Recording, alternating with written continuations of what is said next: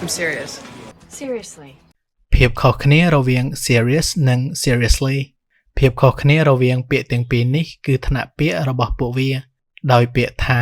serious មានថ្នាក់ពាក្យជាគុណនាមហើយវាមានន័យថាដែលធ្ងន់ធ្ងរប្រាកដប្រជា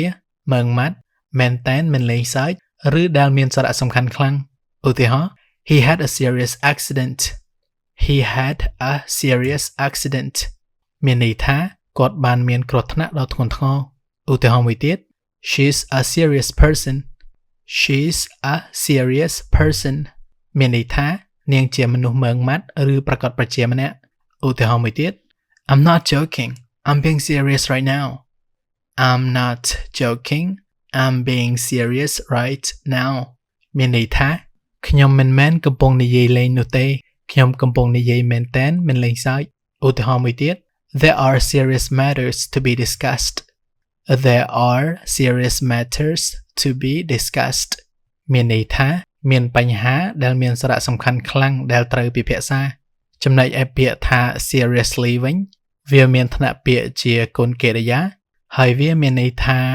ដោយធ្ងន់ធ្ងរទៀងត្រង់ប្រកបប្រជាម៉ឺងម៉ាត់មែនតែនមិនលេងសើចប្រកបដោយសារៈសំខាន់ខ្លាំងឬក្នុងកម្រិតខ្លាំងឧទាហរណ៍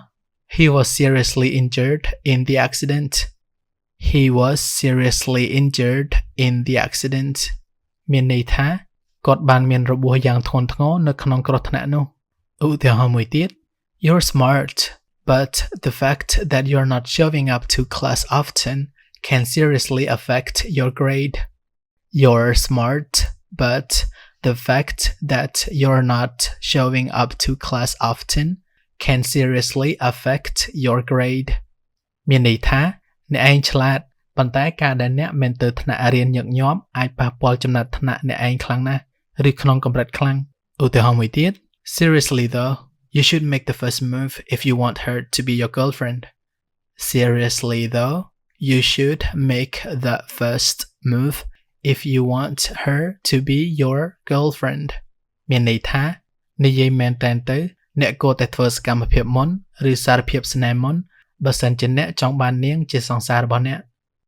I'm serious. I'm serious. Seriously?